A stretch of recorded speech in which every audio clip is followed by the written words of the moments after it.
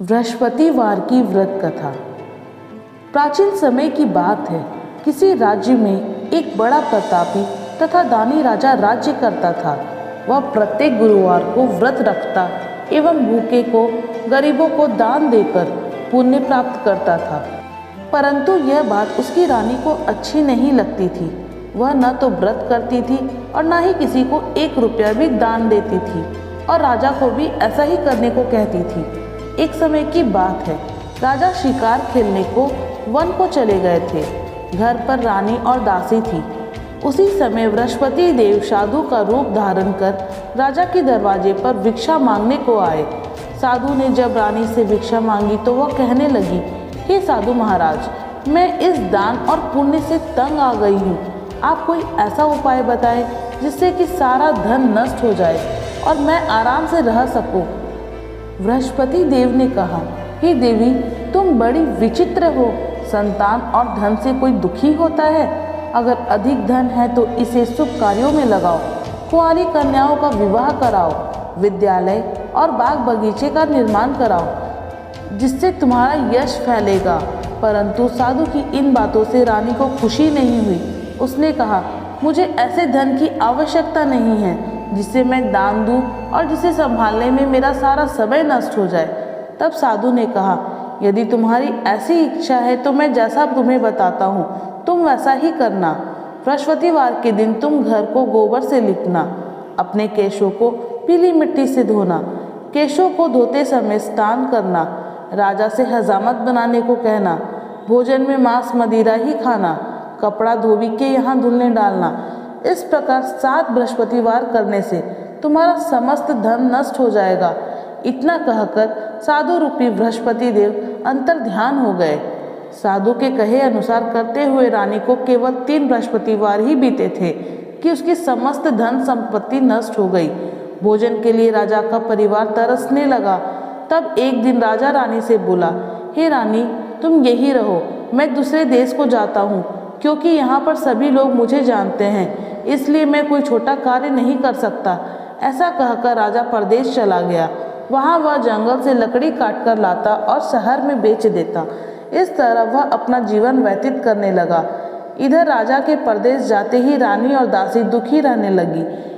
एक बार जब रानी और दासी को 7 दिन तक बिना भोजन के रहना पड़ा तो रानी ने अपनी दासी से कहा, हे दासी, पासी के नगर में मेरी बहन रहती है, वह बड़ी धनवान है, तू उसके पास जा और कुछ अनाज ले आ।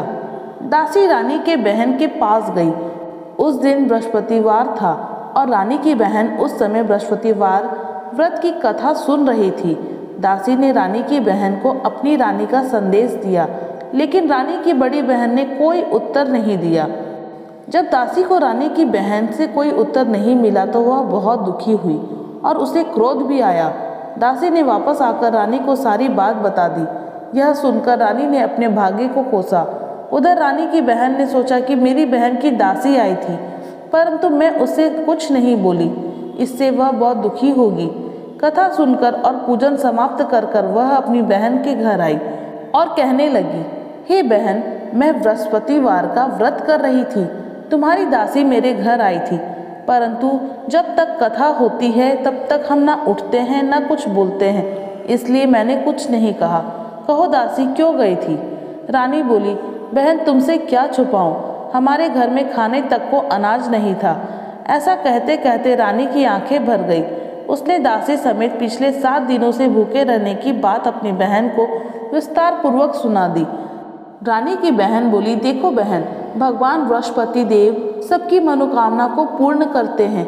देखो, शायद तुम्हारे घर में अनाज रखा हो।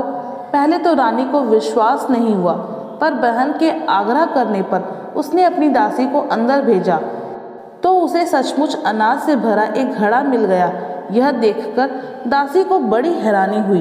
दासी रानी से कहने लगी, हे रानी, जब हमको भोजन नहीं मिलता तो हम व्रत ही तो करते थे, इसलिए क्यों ना इनसे व्रत और कथा की विधि पूछ ली जाए ताकि हम भी व्रत कर सके।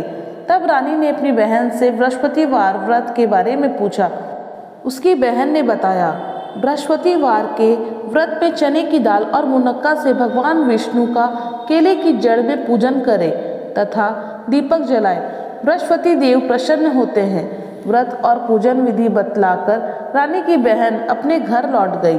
7वें रोज बाद जब गुरुवार आया तो रानी ने और दासी ने निश्चय अनुसार व्रत रखा। गुड़साल में जाकर चना और गुड़ बीन लाई। उसके बाद उसकी दाल से केले की जड़ तथा भगवान विष्णु का पूजन किया। अब पीला भोजन कहाँ से आए, इस बात को लेकर दोनों बहुत दुखी थे। चूंकि उन्होंने व्रत रखा था इसलिए गुरुदेव उन पर प्रसन्न थे, इसलिए वे एक साधारण व्यक्ति के रूप में धारण कर 2 थाली में सुंदर पीला भोजन दासी को दे गए। भोजन पाकर दासी बहुत प्रसन्न हुई और फिर रानी के साथ मिलकर भोजन ग्रहण किया। उसके बाद सभी गुरुवार को व्रत और पूजन करने लगी।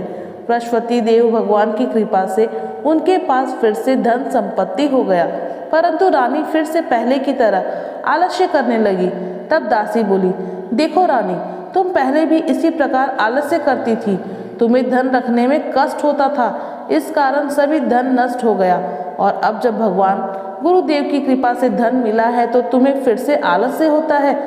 बड़ी मुसीबतों के बाद हमने यह धन पाया है, इसलिए हमें दान पुण्य करना चाहिए, भूखे मनुष्यों को भोजन कराना चाहिए और धन को शुभ कार्यों में खर्च करना चाहिए, जिससे तुम्हारा कुल का यश बढ़ेगा, स्वर्ग की प्राप्ति होगी और पितर प्रसन्न होंगे। दासी की बात मानकर रानी अपना धन शुभ कार्यों में खर्च करने लगी, जिससे पूरे नगर में उसका यश फैलने लगा। तो हे बृहस्पति देव भगवान, जैसे आपने रानी पर कृपा की वैसे हम पर भी बनाए रखना, मेरे पूरे परिवार पर बनाए रखना। तो बोलो बृहस्पति देव भगवान की जय।